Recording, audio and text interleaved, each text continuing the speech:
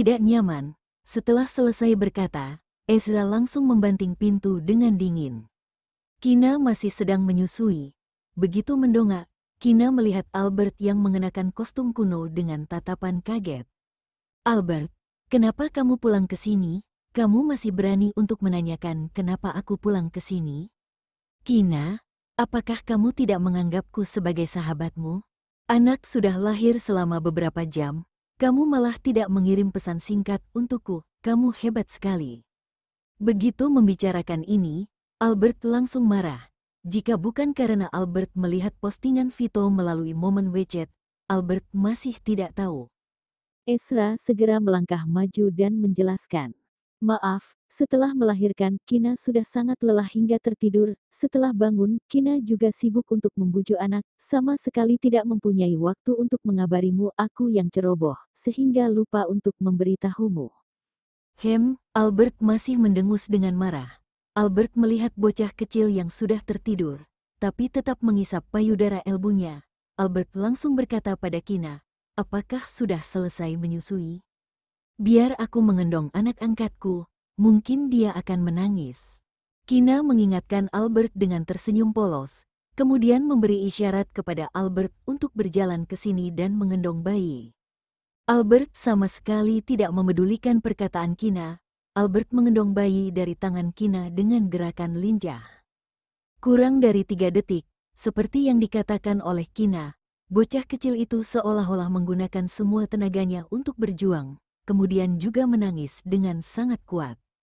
Ini membuat Albert ketakutan hingga segera mengembalikan bayi kepada Kina. Albert takut gerakan bayi yang berjuang terlalu kuat, bayi akan jatuh karena Albert tidak mengendong dengan baik. Bocah kecil ini lebih sombong dan dingin daripada ayahnya, sama sekali tidak bisa menggendongnya. Setelah melihat Kina mengendong kembali dan segera menyusui, Albert tidak tahan lagi dan berceloteh. Setelah menunggu hingga bayi tidak menangis, bayi tertidur sambil menggigit payudara elbunya, Albert baru mencondongkan tubuh ke sana. Tapi bocah kecil ini sangat imut dan lembut. Kalian berdua memiliki penampilan dan gen yang begitu bagus. Setelah bocah kecil ini tumbuh besar, bocah kecil ini pasti merupakan iblis lagi. Albert tidak tahan lagi dan memuji. Setelah berkata, Albert mengulurkan tangan dan menyentuh pipi bocah kecil itu, tapi melihat bocah kecil itu perlahan-lahan membuka mata, bocah kecil itu melirik Kina, dan melirik ke sekeliling, kemudian mengerutkan bibir dan memiliki kecenderungan yang ingin menangis lagi. Hei, bukan aku yang menyentuhmu, kamu jangan menangis.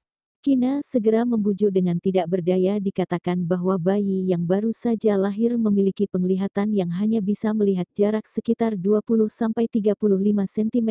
Bocah kecil ini sama sekali tidak bisa melihat Albert, jadi akan mengira bahwa Kina yang menyentuhnya. Wow, bocah kecil ini tidak hanya sombong, tetapi juga memiliki temperamen yang cukup besar, sama sekali tidak bisa menyentuhnya. Albert berkata sambil tersenyum. Semakin tidak membiarkan orang untuk menyentuhnya, Albert semakin ingin menyentuhnya. Albert, apakah kamu sudah makan? Kina bertanya. Begitu kamu mengatakan hal ini, aku baru merasa bahwa aku sudah sangat lapar.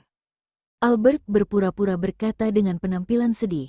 Aku melihat berita tentang kamu sudah melahirkan anak di dalam kru. Bahkan jika kamu tidak memberitahuku, aku juga memasang wajah yang tidak tahu malu dan tidak sempat untuk mengganti pakaianku. Aku langsung bergegas pulang ke sini. Maaf, Albert, aku merasa sakit pada pukul 4 pagi. Saat itu, semua orang bertindak dalam kebingungan, jadi lupa untuk memberitahumu, maaf. Kina berkata dengan nada yang sangat merasa bersalah.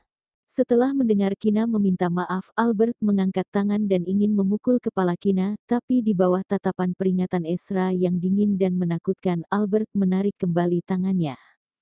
Aku hanya bercanda padamu. Untuk apa meminta maaf? Ambil kembali perkataanmu ini.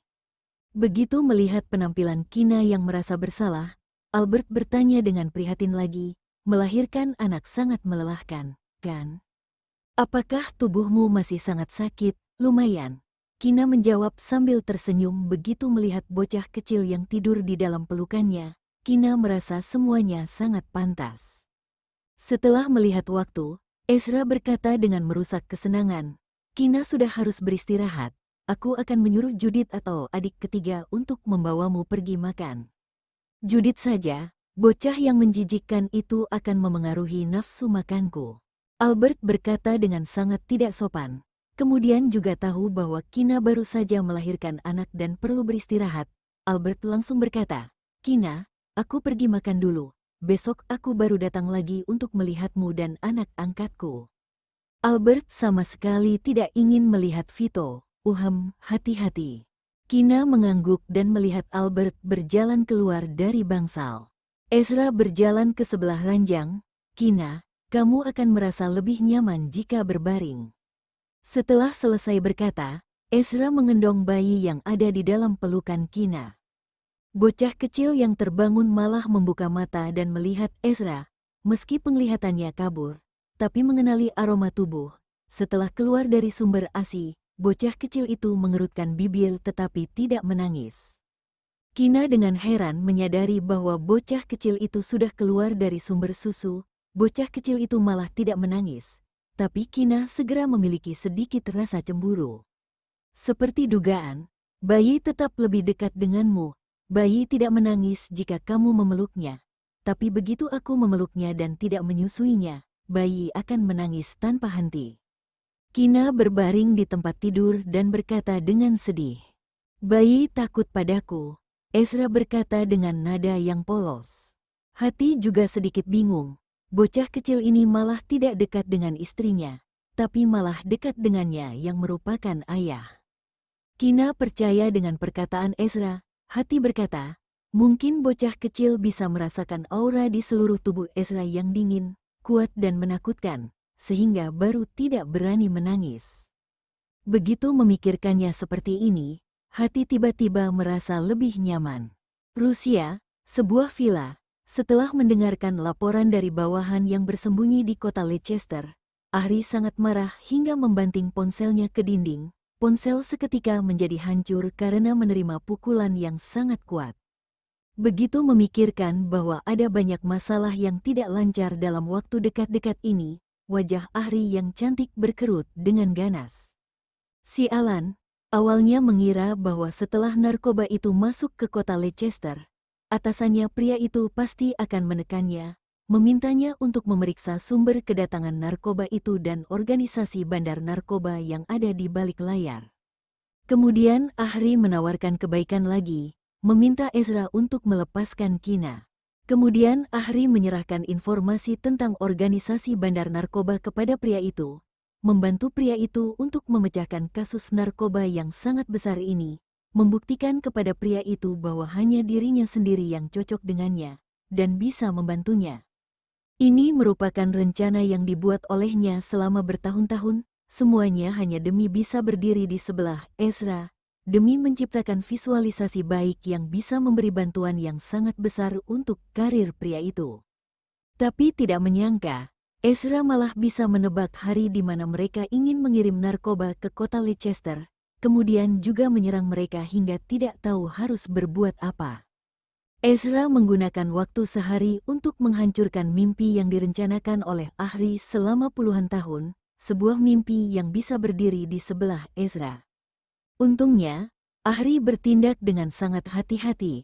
Ahri meninggalkan kota Leicester lebih awal, kemudian melarikan diri ke luar negeri. Sebelumnya karena mengetahui bahwa Ezra berencana untuk mengatur Kina tinggal di rumah sakit seminggu sebelum tanggal perkiraan melahirkan, kemudian Ahri membuat rencana setelah Kina tinggal di rumah sakit. Ahri ingin membunuh Kina dalam waktu 2 hari ini, tapi tidak menyangka bahwa bawahannya malah mengirim kabar sekarang, mengatakan bahwa Kina sudah melahirkan seorang anak laki-laki. Sialan, semua masalah berada di luar rencananya. Bang Ezra, jika Jamu tidak membutuhkan bantuanku untuk meningkatkan karirmu, maka aku akan menghancurkan sesuatu yang paling dipedulikan olehmu dulu. Jika tidak ada Kina, suatu hari nanti kamu akan memperhatikanku. Bang Ezra, sebaiknya memanfaatkan kesempatan ini untuk menikmati waktu terakhirmu dengan Kina. Malam itu foto Albert muncul di bandara dengan baju putih tradisional, segera menjadi trending topik. Karena drama yang dia perankan saat ini bersifat sangat rahasia, dan dunia luar tidak tahu. Tapi karena dia menerima sebuah wawancara singkat di bandara tanpa sengaja keceplosan mengatakan syuting drama baru. Oleh karena itu, banyak penggemar berkomentar menanyakan drama apa yang dia perankan. Seringkali, dari properti dan kostum yang dipakai bisa ditebak kira-kira drama ini bagus atau tidak. Dari kostum dan hiasan kepala tradisional yang dikenakan Albert, riasannya mengandung makna sejarah. Semua orang berspekulasi itu pasti karya film yang sangat bagus, dan mereka menantikannya. Tapi ada skandal lain yang jadi trending topik, karena diwawancarai di bandara. Reporter yang ditugaskan di kota Zaun segera hubungi kantor pusat majalah berita di kota Leicester, meminta seseorang menginap di bandara Leicester. Berhasil memotret Albert keluar dari jalur VIP bandara, naik ke sebuah mobil merah, yang tujuan akhirnya adalah rumah sakit bersalin yang terkenal, dan pria yang mengendarai mobil sport yang menjemputnya adalah Vito Octo. Berita entertainment penuh dengan misteri, mengatakan Dewi Albert buru-buru pulang ke Zaun, dijemput Presdir Octo pergi ke rumah sakit bersalin, meski tidak mengatakan apa-apa, tapi konten seperti ini cukup mengiring opini orang. Kemudian di bawah berita, fans fanatik menangis mengatakan Dewi mereka direndahkan. Yang lain mengkritik Albert sama seperti wanita lain. Selama memiliki uang, kekuasaan dan tampan, dia segera berubah menjadi wanita rendahan. Fans yang lebih rasional merasa mereka berdua sangat cocok, tampan dan tinggi. Sebelumnya, Presdir Octo tidak pernah hamili wanita lain. Kali ini pasti inginkan anak ini. Selamat ya, nantikan bayi Dewi lahir. Ketika Albert kembali ke apartemennya setelah makan, dia menerima telepon dari manajernya. Albert, kamu masuk berita, kamu lihat sendiri di internet. Begitu terhubung, tidak menunggu dia berbicara, manajernya langsung marah besar, lalu matikan telepon. Albert tidak terlalu gugup. Dia pikir wawancara hari ini di kota Zaun jadi trending topik. Dia duduk merosot di sofa dengan tenang, mengklik Twitter, melihat trending topik pertama. Albert dan Vito sama-sama pergi ke rumah sakit bersalin. Begitu mengklik isinya, langsung lompat dari sofa. Anjir, trending topik macam apa ini? MMP isyaratkan dia hamil anak Vito? Bahkan cek kehamilan, mengira ini pasti karena si brengsek Vito, kalau bukan karena dia jemput di bandara, tidak akan ada skandal macam ini. Albert segera menelepon Vito. Vito yang sudah tahu masalah trending topik, begitu melihat telepon Albert, sudah bisa menebak untuk apa dia menelepon dirinya. Menjawab telepon Albert dengan malas, "Halo, apa, Vito? Minta orang take down skandal ini." Perintah Albert. Dengan kemampuan dia dan perusahaannya, tidak bisa segera tekan skandal ini. Tapi pria ini bisa, dan dia pelakunya.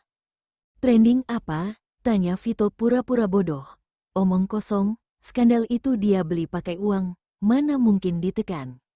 Kamu lihat sendiri di internet, kalau kamu tidak tekan skandalnya, aku tidak akan ampuni kamu."